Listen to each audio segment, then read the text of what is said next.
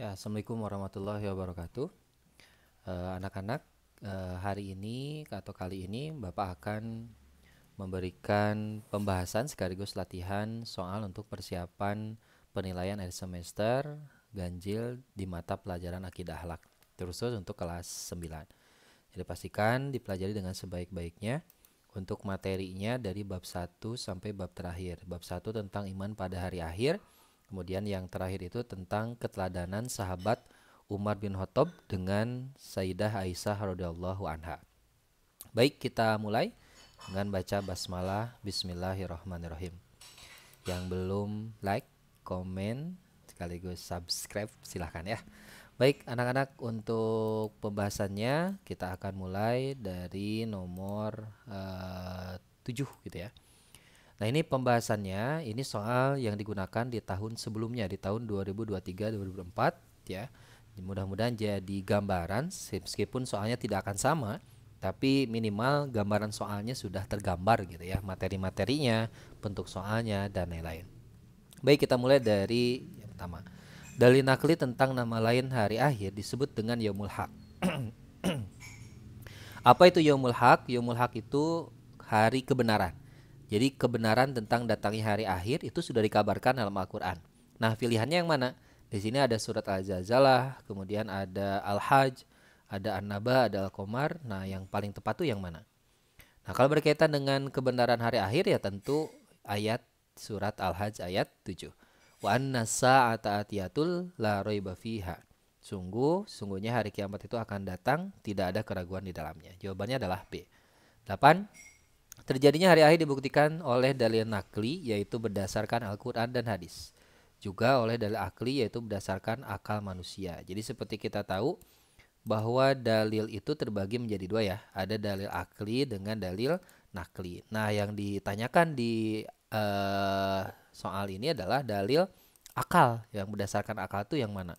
Nah, ternyata dari beberapa pilihan dari A sampai D, itu yang paling relevan dan tepat adalah adanya proses kelahiran kanak-kanak, remaja, tua sampai kematian. Ini proses alamiah manusia.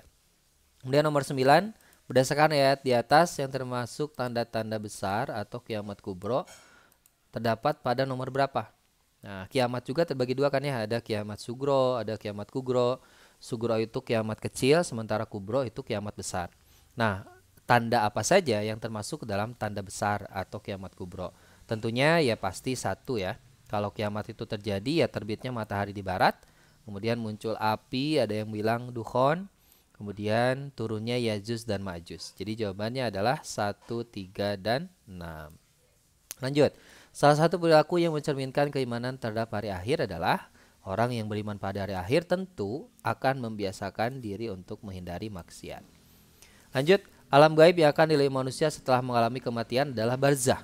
Apa itu barzah? Barzah itu artinya pembatas ya, pemisah antara dunia dan akhirat. Jadi sampai sekarang belum ada yang masuk surga, neraka. Mereka sedang transit dulu di sebuah alam yang bernama alam barzah. Yang 12, alam gaib yang berhubungan dengan hari akhir yang artinya tempat perhitungan. Nah, ini patokannya ya, perhitungan. Berarti alam hisabkah, alam mizankah, barzah atau mbats. Tentu perhitungan itu dalam istilah nama-nama lain hari akhir itu ada alam hisab, perhitungan. Kemudian salah satu tempat di akhirat yang akan dilihat manusia yaitu sirat. Sirat itu jembatan ya, jembatan yang sangat mengerikan yang membentang di atas neraka menuju surga. Itu jawabannya. Yang 14, ketika hari akhir terjadi maka bumi akan mengeluarkan beban berat yang dikandungnya. Salah satu ayat alam Al-Quran yang menjelaskan peristiwa tersebut adalah, nah ini ya, kalau kalian tahu arti dari setiap ayat ini gampang. Tapi kalau nggak paham minimal ada kata kunci di setiap soalnya. Itu ya. Nah ini misalkan mengeluarkan, bahasa Arabnya kan khoroja. Kemudian ada bumi. Bumi itu kan ardun ya. Nah, cari dalam pilihan soal ini, pilihan jawaban yang mengandung kata tadi. Ada khorojanya, nah ini ya. Ada ardunnya, nah berarti jawabannya ini. Azazalah. Kemudian 15, mahsyar merupakan satu alam gaib yang mempunyai arti tempat berkumpul. Perhatikan, yauma yakunu nasukal farasim mabsus, hari itu manusia seperti anai-anai yang bertebaran. Ada dalam surat Al-Qari'ah ayat 4. Ya, gambaran tentang hari akhir. 18. Salah satu alat terpuji yang melakukan sesuatu dengan niat yang kuat, sungguh-sungguh, gigih, tidak mengenal lelah, tidak lemah, menghadapi cobaan, selalu bersemangat, ini merupakan ciri dari sifat apa? Sifat kerja keras, ya, semangat. 19.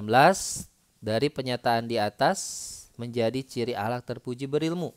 Kira-kira yang mana nih? Yang berilmu tentu satu, melakukan pekerjaan dengan sungguh-sungguh, itu kerja keras biasanya ya. Nah yang kedua ini, setiap waktu digunakan untuk menggali ilmu, jadi cinta ilmu. Kemudian selanjutnya, menjadikan buku sebagai sahabat tempat bertanya. Dan yang terakhir, sikap dan perbuatannya berdasarkan akal sehat karena berdasarkan ilmu. Lanjut, salah satu dampak positif dari alat terpuji berilmu adalah orang yang berilmu tentu dapat membedakan mana yang baik dan tidak baik. Oke, 21. Perhatikan keutamaan orang yang berperilaku terpuji berdasarkan pernyataan di atas, yang termasuk keutamaan orang-orang berperilaku berilmu terdapat pada nomor berapa. Nah, berilmu itu kan biasanya dapat membedakan mana yang benar, mana yang salah gitu ya. Kemudian tentunya dengan ilmunya dapat membantu manusia melakukan sesuatu dengan mudah. Kemudian yang paling penting, janji Allah dalam surat Al-Mujadalah itu ya, yarfa'illahu alladzina amanu minkum waladzina utul ilma darajat. Jadi Allah akan meninggikan derajat. Jadi jawabannya adalah 1, kemudian 3 dan 5 mendapatkan tempat yang kedudukan. Jawabannya adalah B. Nah, jadi nanti kalau muncul soal-soal seperti ini, jadi pastikan kalian bisa mengidentifikasi soalnya dengan sebaik-baiknya. Karena biasanya banyak pengecoh gitu ya. Si Ganu benar padahal salah. Nah gitu. Kedua, salah satu cara membiasakan diri berperilaku kerja keras dalam kehidupan sehari-hari adalah, ciri kerja keras itu kan orang itu tidak mau diam ketika selesai melakukan sebuah kegiatan. Beres belajar, belajar lagi. Beres aktivitas ini, nah itu kerja keras. Nah berarti optimis, tidak mudah atau pantah semangat. Alat terpuji pada diri sendiri mempunyai arti sikap ingin terus berkarya, menghasilkan sesuatu yang bermanfaat. Nah, kata kuncinya di sini adalah menghasilkan sesuatu. Berarti ini tipikal ciri sifat produktif. C. 24. Hikmah kerja keras terdapat pada nomor berapa? Kerja keras itu ya otomatis ya, orangnya itu dinamis dan profesional sesuai dengan profesinya.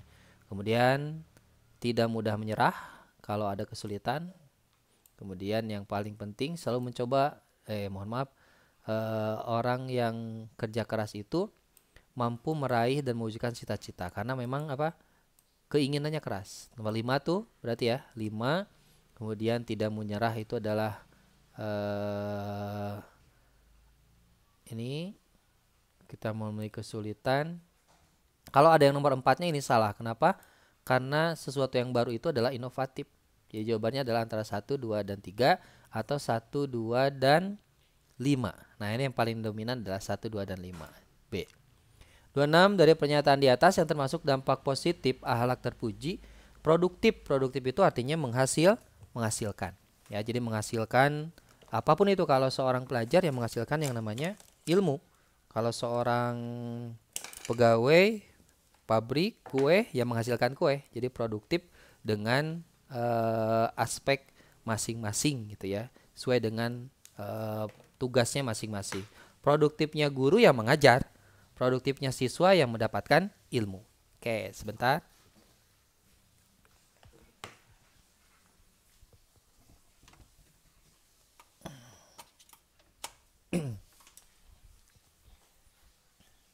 Kita lanjut. Jadi jawabannya mana? Dapat hidup terang benderang karena ilmu. Ini mah bukan ya. Dapat menghidupkan zaman karena kaya diminati orang, memiliki keyakinan dalam hati, termasuk ibadah, memperoleh hasil yang cukup banyak dari karyanya. Nah ini nih ya. Ya, tentunya orang yang produktif mendapatkan karya. 2, 4, dan 5. Jawabannya adalah C. 29. Hadis Rasul menjelaskan bahwa Jibril senantiasa mewasiatkan itu untuk berbuat baik. Ini bab tentang akhlak terhadap tetangga ya. Mengira juga akan mendapatkan harta warisan. Kira-kira yang mana? Mazalah Jibril yusini. Nah, yusini ini artinya mewasiatkan. Ya, bil jari hatta zanantu annahu sayurisuhu. Sifat Umar bin Khattab yang paling menonjol diantaranya adalah keberanian dan dalam mengajarkan agama Islam secara terang-terangan. Hingga dapat julukan apa? Ya, yang paling menonjol itu kan Keteladanannya ada dikenal dengan Abu Pais, Abu Hafas gitu ya. Al Faruq. Nah, itu nama-nama lain dari Umar karena memiliki beberapa keutamaan. Yang paling menonjol itu adalah Al Faruq gitu ya.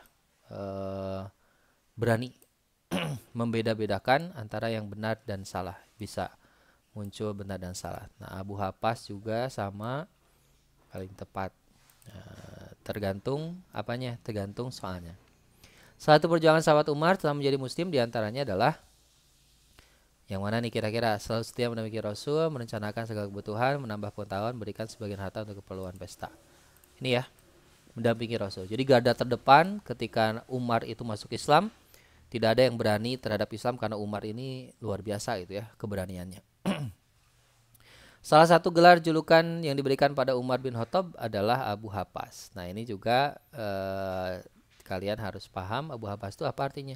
Ya, jadi punya kecerdasan gitu ya.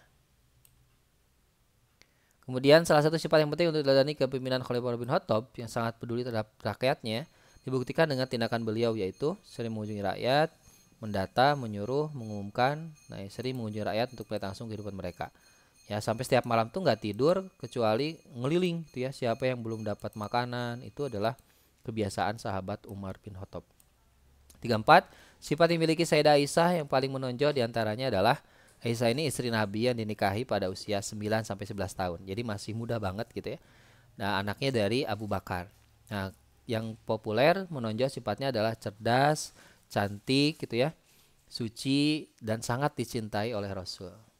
Nah, ini ya, cantik, suci, taat, beribadah. Ini hampir sama nih. Kira-kira yang mana? Cantik, suci, taat beribadah, serta sangat dicintai Rasul. Ya, jawabannya adalah B. Sayyidah Aisyah mendapat gelar Ummul Mukminin, yaitu ibunya orang-orang mukmin. Menerapkan adab Islami bagi seorang muslim dalam kehidupan sehari-hari hukumnya fardu ain. Ya, dianjurkan.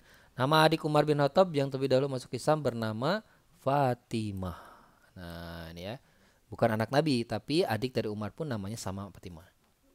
Hikmah dari kedatangan Umar bin Khattab diantaranya adalah lemah lembut, hidup jalani, tidak harus meniru Umar bin Khattab. Apa nih? Dapat keberanian yang ikhlas semata karena Allah. Ini ya. Dalam sabdanya Rasulullah menganjurkan seorang yang sedang memasak sayur memperbanyak kuahnya. Sayyidah Aisyah wafat di makam di mana? Nah, ini ya. Tempatnya itu di Mekah.